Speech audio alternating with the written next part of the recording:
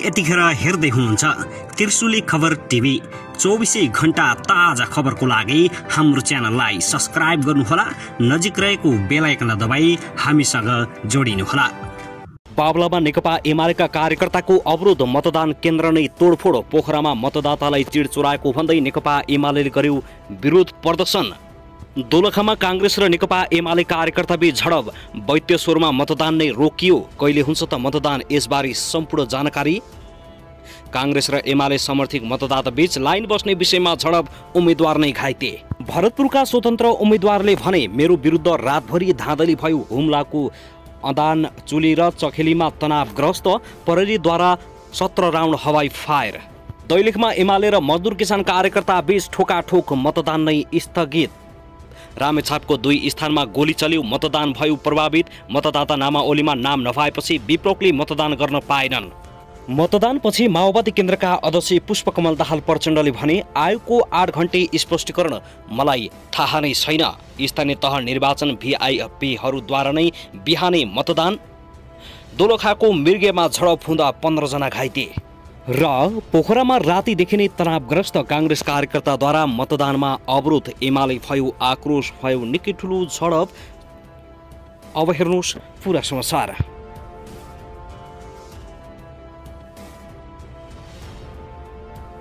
दर्शक महानुभाव नमस्कार, तपाईहरुलाई हार्दिक स्वागत छ हाम्रो च्यानल त्रिशुली खबर टिभीमा। यदि हाम्रो च्यानललाई अहिलेसम्म सब्स्क्राइब गर्नुभएको छैन भने सब्स्क्राइब गरी नजिक रहेको बेल आइकन दबाई हामीसँग जोडिनुहोला। दर्शकबिन फेरि पनि हामी तपाईहरुमाझ निकै महत्त्वपूर्ण खबरका साथ उपस्थित भइसकेका छौं। यो भिडियोलाई अन्तिमसम्म हेरी हाम्रो साथ दिनुहोला। दर्शकबिन हाम्रो मेहनतको लागि एउटा सानो लाइक गर्न भनी नभुल्नुहोला। कहाँदेखि हेर्दै हुनुहुन्छ, के भन्न चाहनुहुन्छ, तपाईको मनमा लागेको प्रतिक्रिया अवश्य पनि कमेन्ट गर्न नभुल्नुहोला। दर्शकबिन स्थानीय तहको निर्वाचन आज वैशाख 30 गते विभिन्न ठाउँहरूमा झडप भइरहेको छ। कतिपय स्थानहरूमा भने मतदान स्थल नै स्थगित गरिएको छ। विभिन्न ठाउँहरूमा माओवादी र कांग्रेसका कार्यकर्ता बीच चुनावी भागभण्डा नमिलेको र लाइनको रेगो पनि नमिलेको भन्दै झडप भएको छ। विभिन्न ठाउँहरूमा झडप हुँदा केही ठाउँमा केहीको मृत्यु भएको छ। साथै जितमा अनावश्यक हौसिन र पराजय निरस हुँदा लोकतन्त्र सुदृढ हुन नसक्ने प्रचण्डले दाबी गरेका छन् भने भरतपुर केन्द्रबिन्दु देखिएको छ। भरतपुरबाट गठबन्धनको भविष्य निर्धारण हुने निश्चित देखिएको छ। यदि रेणु दाहालले भरतपुरमा हारेको खण्डमा गठबन्धन पनि फुट्ने सम्भावना निकै देखिएको छ। उता पोखरामा भने गैरातीदेखि नै तनावग्रस्त उत्पन्न भएको छ। उता 12 मा पनि त्यस्तै नेपाली कांग्रेसले बुथ क्याप्चर गरेपछि प्रहरीले हवाई फायर गरेको छ। त्यहाँको मतदान स्थल केही समयको लागि स्थगित गरिएको छ, अथवा तनावग्रस्त अझै बढ्दै गए केही समयको लागि स्थगित गरिने जनाइएको छ। रामेछाप, दोलखा लगायतका विभिन्न जिल्लाहरूमा यतिखेर निकै ठुलो तनावग्रस्त र झडप भइरहेको छ। यो विषयमा तपाईको प्रतिक्रिया के छ कमेन्ट गर्नुहोस्। दर्शक महानुभाव आउनुहोस् अब पहिलो खबरतर्फ लागौं। ओखलढुङ्गाको चम्पादेवी गाउँपालिका 9 मतदान केन्द्रमा एमाले र कांग्रेस कार्यकर्ताबीच झडप हुँदा 9 राउन्ड हवाई फायर भएको छ। बिहान मतदान स्थलमा लाइन बस्ने विषयमा विवाद हुँदा झडप भएपछि प्रहरीले हवाई फायर खोल्नु परेको ओखलढुङ्गाका प्रहरी प्रमुख सुखदेव खनालले जानकारी दिएका छन्। मतदान स्थलमा 3 जना प्रहरी र 5 जना म्यादी प्रहरी सुरक्षामा खटिएका थिए। अहिले त्यहाँको अवस्थामा सामान्य भइरहेको र सर्वदलीय बैठक बसेपछि मात्रै मतदान सुरु हुने डीएसपी खनालले जानकारी दिएका छन्। त्यसैगरी उता भने रामेछापमा 2 पक्षबीच झडप भएपछि स्थिति नियन्त्रणमा लिन प्रहरीले गोली चलाएको छ। जिल्लाको 2 स्थानमा झडप भएपछि गोली चलाउनु परेको हो। जिल्लाको दोरम्बा सैलुन गाउँपालिकाको मानपुर कृष्णमावि मतदान केन्द्र र खाडदेवी गाउँपालिका स्थित वडा नम्बर 1 राखा थममा मतदान केन्द्रमा भएको झडपलाई नियन्त्रणमा लिन 7 राउन्ड गोली चलाउनु परेको जिल्ला प्रहरी कार्यालय रामेछापले जानकारी दिएको छ। तनावपछि मतदान नै रोकिएको प्रहरीले जनाएको छ। तनावग्रस्त स्थानमा अहिले मान्छेहरूको आगमन छैन, सुनसान र मतदान केन्द्रमा यतिखेर कोही पनि नभएको प्रहरीले जनाएको छ। यदि मतदान स्थलमा सामान्य हुन आएमा फेरि पुनः मतदान सुचारू गर्ने प्रहरीले जनाएको छ। दर्शक महानुभाव, त्यसैगरी उता भने हुम्लाको चलेखी गाउँपालिकाको एक मतदान केन्द्रमा झडप भएको छ। चङ्खेली गाउँपालिका 2 स्थित महादेव मतदान केन्द्रमा गठबन्धन दल र स्वतन्त्र उम्मेद्वार पक्षबीच झडप भएको हो। झडपमा परि मतदान अधिकृत कृष्ण प्रसाद आचार्य घाइते भएका छन्।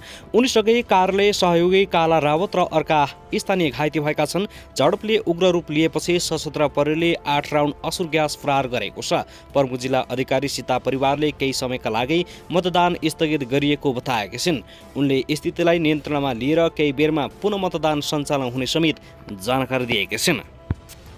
दर्शक महानुभाव, त्यसैगरी भरतपुर महानगरपालिकाको मेयर पदका स्वतन्त्र उम्मेद्वार जगन्नाथ पौडेलले आफू विरुद्ध राजनीतिक दलहरूले बिहिबार रातभरि षड्यन्त्र गरेको आरोप लगाएका छन्। शुक्रबार बिहान मतदान गरेपछि पत्रकारहरूसँग कुरा गर्दै उनले भने, मेरो विरुद्ध भरतपुरमा रातभरि षड्यन्त्र भयो। पैसा बाँड्नेदेखि मतदाताहरूलाई प्रभावित गर्ने काम सम्भव भयो। राजनीतिक दलहरूले सत्ता र शक्तिको दुरुपयोग गरिरहँदा निर्वाचन आयोग मौन बस्नु एकदम धेरै पक्षपातबाट देखिएको पौडेलको भनाइ छ। राजनीतिक दलहरूले निर्वाचन आयोगसँगको बैठकमा सबै नियम पालना गर्छु भनेर हस्ताक्षर गरे पनि व्यवहारमा नैतिकता शून्य देखाएको पौडेलको भनाइ छ। दर्शक महानुभाव, त्यसैगरी नेकपा माओवादी केन्द्रका अध्यक्ष एवं पूर्व प्रधानमन्त्री पुष्पकमल दाहाल प्रचण्डले आफूसँग निर्वाचन आयोगले स्पष्टीकरण सोधेको बारे केही पनि जानकारी नरहेको बताएका छन्। भरतपुर 14 स्थित नेपाल पुलिस स्कुल शान्तिपुरबाट मतदान केन्द्रको बुथ नम्बर क-बाट मतदान गरेपछि प्रतिक्रिया दिँदै उनले निर्वाचन आयोगले स्पष्टीकरण सोधेको विषयमा आफूले जानकारी नभएको बताएका हुन्। मौन अवधिमा मतदातालाई प्रभावित पारेको भन्दै बिहिबार निर्वाचन आयोगले प्रचण्डसँग स्पष्टीकरण सोधेको थियो। तर शुक्रबार प्रचण्डले स्पष्टीकरण सोधेको विषयमा आफूले जानकारी नआएको स्पष्ट पारेका छन्। आफूले देश दुर्घटनामा जान्छ भनेर नभनेको समेत उनको भनाइ छ। मैले हँसिया हतौडामा भोट नहाले देश दुर्घटनामा जान्छ भनेको होइन, मेरो भनाइ तोडमोड गरियो। हँसिया हतौडामा नहाले, रेणुलाई भोट नहाले देश दुर्घटनामा जान्छ भनेको होइन। आफूलाई निर्वाचन आयोगले स्पष्टीकरण सोधेको थाहा नपाएको बताएका प्रचण्डले भने, 8 घण्टे स्पष्टीकरण बारे थाहा छैन, सुनेको छैन भनेर जवाब दिएका छन्। दर्शक महानुभाव, त्यसैगरी पोखरामा सत्तारूढ गठबन्धनले मतदातालाई चिट बाँडेपछि होहल्ला भएको छ।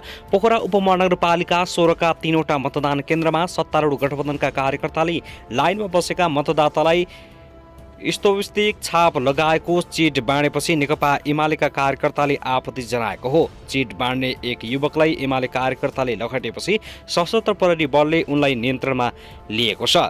बिन्दुवासिनी मावि, चण्डिका मावि र अन्नपूर्ण मावि मतदान केन्द्रमा मतदानका लागि लाइनमा बसेका 200 जनाभन्दा बढीलाई चिट बाँडेको पाइएको नेकपा एमालेका नेता विनोद राज अधिकारीले जानकारी दिएका छन्। एकजनालाई समात्यौं, यस्तो नगराउन सचेत गराएर सशस्त्र प्रहरी बलको जिम्मा लगाएका छौं। उनले भने, शान्तिपूर्ण रूपमा मतदान गर्न पाउनुपर्छ, यसरी घुसपैठ गर्नु हुँदैन। निर्वाचन आयोग र सुरक्षाकर्मीको गम्भीर ध्यान आकर्षण गराएका छौं, उनले भनेका छन्। पोखरामा सत्तारूढ दल नेपाली कांग्रेस, नेकपा माओवादी केन्द्र, नेकपा एकीकृत समाजवादी, जनता समाजवादी पार्टी र राष्ट्रिय जनमोर्चाले गठबन्धन गरेका छन्। त्यसको प्रतिशोधमा नेकपा एमाले एक्लै चुनावी मैदानमा उत्रिएको छ।